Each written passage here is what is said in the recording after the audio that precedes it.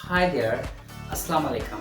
Welcome to another English lesson with Learn English with Rizwan Ali. And today I'm gonna talk to you a little bit grammar about the past continuous tense.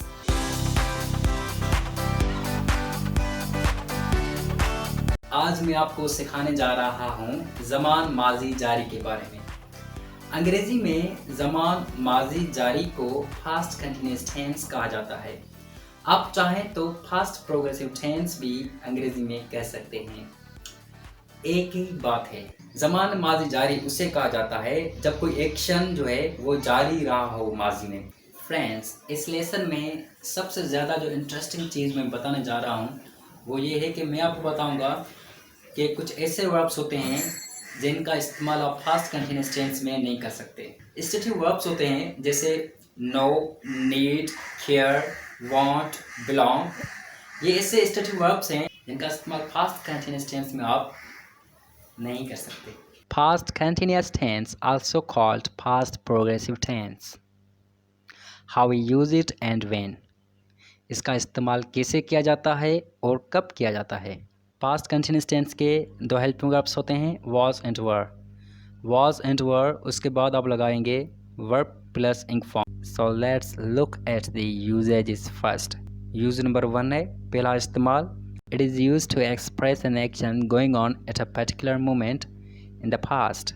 यानी ज़मान माजी जारी माजी में किसी ख़ास लम्हे पर जारी कार्रवाई का इज़हार किया करता है। इसका मकसद ये है कि कोई काम जो माजी में जारी रहा हो। The time of the action may और मे नॉट बी स्पेसिफाइड। इसमें वक्त को बयान किया भी जा सकता है और नहीं भी किया जा सकता। For example, she was listening to the songs. वो गाने सुन रही थी। यहाँ पर टाइम जो है वो स्पेसिफाइड नहीं है। नेक्स्ट सेंटेंस है she was listening to the songs all evening. वो पूरी शाम गाने सुन रही थी या वो सारी शाम गाने सुन रही थी। यहाँ पर जो टाइम है वो स्पेसिफाइड है क्योंकि ऑल इवनिंग आ रहा है। इवनिंग जो है ये स्पेसिफाइड टाइम है। Okay guys, second use, it is used to indicate that a longer action in past was interrupted. The interruption is usually a shorter action in the simple past.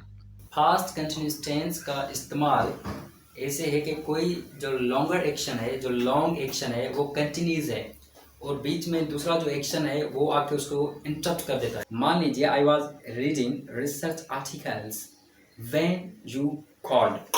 यानी यहाँ पर जो action जो है वो disturb हो गया। जो फर्स्ट एक्शन है, जो लॉन्ग एक्शन, वो डिस्टर्ब हो गया। शॉर्ट एक्शन ने लॉन्ग एक्शन को इंटरप्ट कर दिया। ओके, इसका मकसद ये है कि पास्ट कंटिन्यूअस टेंस में जो लॉन्गर एक्शन होता है वो पास्ट कंटिन्यूअस टेंस का होता है और उसमें दखल अंदाज़ी होती है। और जो दखल अंदाज़ी होती है वो शॉर्टर एक्शन होता है। यानी शॉर्टर एक्शन लॉन्गर एक्शन को इंटरप्ट करता है और जो शॉर्टर एक्शन होता है वो सिंपल पास्ट का होता है। So let's see interrupted action in the past. I was eating dinner when you called. मैं रात का खाना खा रहा था जब आपने कॉल की। यानी जब मैं खाना खा रहा था और एक्शन जो है वो कंटिन्यूस था, ठीक है, बीच में आपकी कॉल आ गई, यानी लॉन्ग एक्शन को शॉर्ट एक्शन ने इंटरप्ट कर दिया।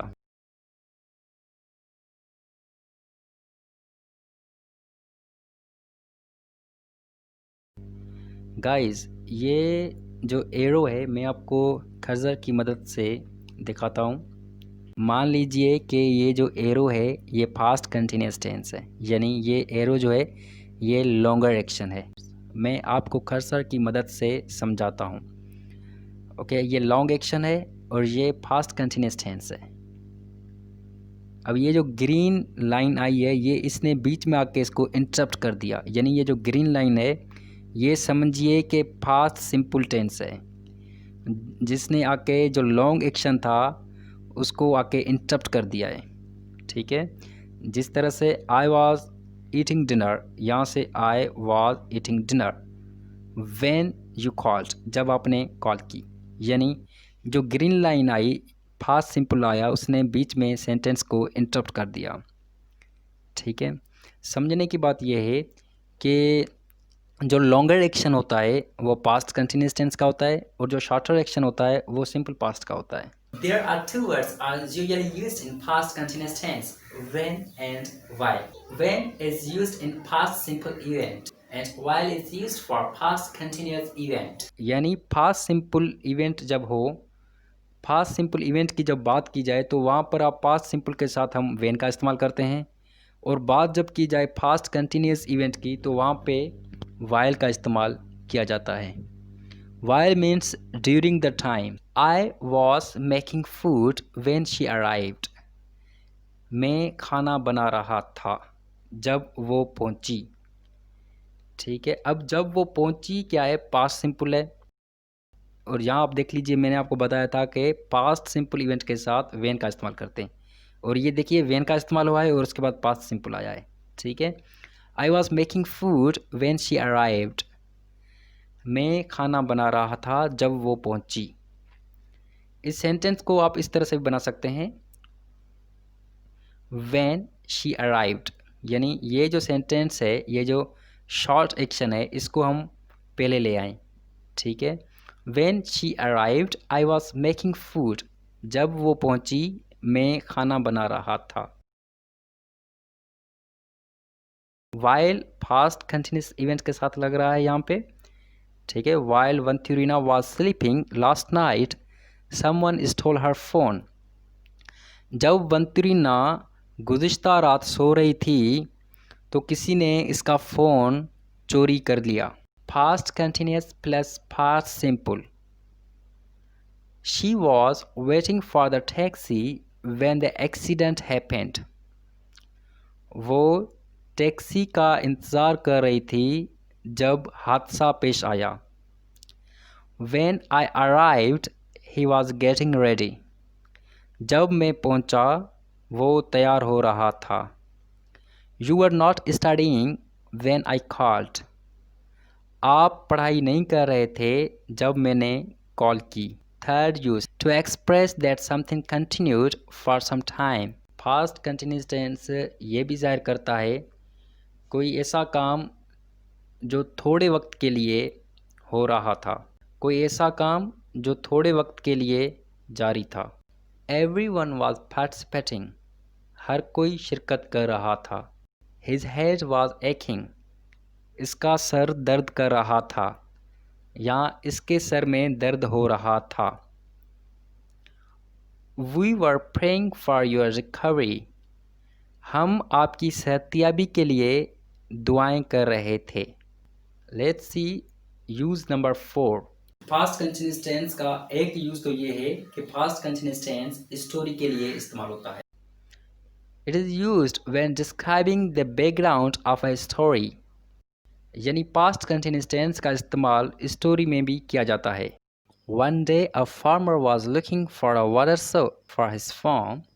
एक दिन किसान अपनी काश्त के लिए पानी का जरिया ढूंढ रहा था। When he bought a well from his neighbour, जब इसने अपने पड़ोसी से कवा लिया। द नेबर हाउएवर वाज कुनिंग, पड़ोसी ताहम होशियारी कर रहा था। पांचवा इस्तेमाल है इसका, used when several actions occurring at the same time. एक ही वक्त पे सारे एक्शंस का होना, एक ही वक्त पे एक से ज़्यादा काम का होना। While you are watching movie I was making lunch, जब आप मूवी देख रहे थे मैं दिन का खाना बना रहा था। The cat was eating my food while I was talking on the phone, बिल्ली मेरा खाना खा रही थी जब मैं फ़ोन पे बात कर रहा था। एक्शंस दो हैं लेकिन हो एक ही वक्त पे रहे हैं, सेम टाइम पे दो एक्शन हो रहे हैं। स्ट्रक्चर, फास्ट कंटिन्यूस टेंस के दो हेल्पिंग वर्ब्स होते हैं, was and were.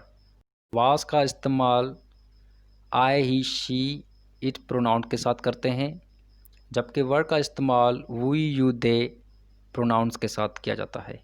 Was and वर के बारे में अगर आप और ज़्यादा जानना चाहते हैं तो सजेशन में मैं लिंक देता हूँ, उस लिंक को आप ज़रूर वॉच करना, ठीक है, क्योंकि माजी में मैंने एक वीडियो बनाया था वाज एंड वर पे, आप वो भी देख सकते हैं।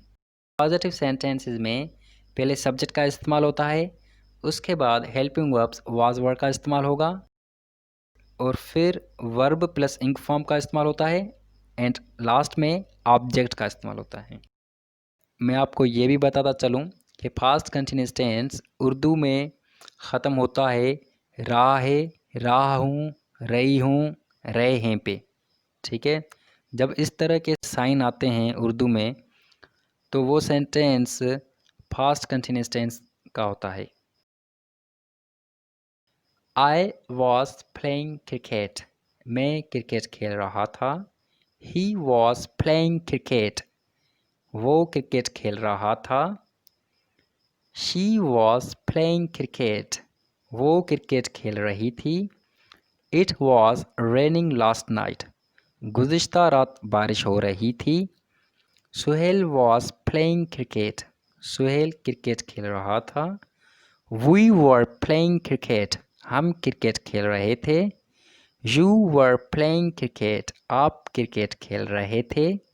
दे वर प्लेइंग क्रिकेट, वो क्रिकेट खेल रहे थे। Suhail and Wali were playing cricket, Suhail और वली क्रिकेट खेल रहे थे। नेगेटिव, नेगेटिव में हम देखते हैं कि पास्ट कंटिन्यूअस टेंस का नेगेटिव स्ट्रक्चर किस तरह से होता है। वाज नॉट की कॉन्ट्रैक्टेड फॉर्म होती है वाजेंट, वर नॉट की कॉन्ट्रैक्टेड फॉर्म होती है वरेंट। नेगेटिव में पहले सब्जेक्ट का इस्तेमाल होता है, फिर आप इस्तेमाल करेंगे वाज नॉट या वर नॉट का, और कॉन्ट्रैक्टेड की बात की जाए तो आप लगाएंगे वाजेंट और weren't, and then base form of the verb plus ing, then in the last object. For example, we weren't ignoring you, हम आपको नज़रअंदाज नहीं कर रहे थे। She wasn't making any mistake, वो कोई भी गलती नहीं कर रही थी, या वो कोई गलती नहीं कर रही थी। Children weren't flying kites, बच्चे पतंग नहीं उड़ा रहे थे। Interrogative means question. इंट्रागेटिव यानी सवालिया में वाज वर का इस्तेमाल पहले होता है, उसके बाद सब्जेक्ट, फिर base form of the verb, and then ing, and in the last object, and then sign of question mark.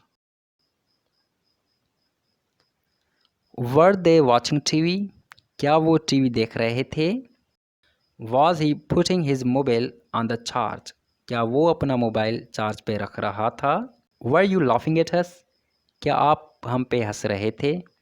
Non continuous verbs very interesting for you, ऐसे वर्ब्स जिनका इस्तेमाल फास्ट कंटिन्यूअस टेंस में नहीं किया जाता उन्हें कहा जाता है नॉन कंटिन्यूअस वर्ब्स, यानी इनका इस्तेमाल फास्ट कंटिन्यूअस तो क्या लेकिन प्रेजेंट कंटिन्यूअस टेंस में भी नहीं किया जाता है। Want, belong, care, contain, love, like, smell, need, fear, know, hate, owe, इन्हें स्टेटिव वर्ब्स भी कहा जाता है। Let's see the examples. She was wanting a break, sense नहीं बन रहा, ये सेंटेंस बिल्कुल गलत है। I was needing help, absolutely is wrong. The coffee was smelling good, this sentence is also wrong. Continuous tenses में इन वर्ब्स का इस्तेमाल नहीं किया जाता। ओके, अगर इनका इस्तेमाल सही से कैसे किया जाता है, लाइक दिस, ये इस तरह से होगा। शी वांट्स अ ब्रेक, वो ब्रेक चाहती है। या अगर पास्ट इंडेफिनिट टेंस में किया जाए तो शी वांटेड अ ब्रेक, उसने ब्रेक चाहा, ये ऐसे होगा आई नीड हेल्प, मुझे मदद की ज़रूरत है। The coffee was smelling good, absolutely wrong, accurate इस तरह से होगा the coffee smells good. Practice. Were the children shouting at her, क्या बच्चे इस पे चिल्ला रहे थे, या क्या बच्चे इस पे चीख रहे थे। Saima was decorating her room, Saima अपना कमरा सजा रही थी। Washerman was washing clothes at the laundry, धोबी धोबी घाट पे कपड़े धो रहा था। I was shaking hands with the guests, मैं मेहमानों से हाथ मिला रहा था। She wasn't shopping in this market last day. गुज़िश्ता दिन वो इस मार्केट में ख़रीदारी नहीं कर रही थी. He was listening to music so he didn't hear the phone ring. वो मौसीकी सुन रहा था लिहाजा उसने फ़ोन की घंटी नहीं सुनी. Thank you. Thank you very much for watching. Please subscribe my channel for more videos. See you with a new lesson.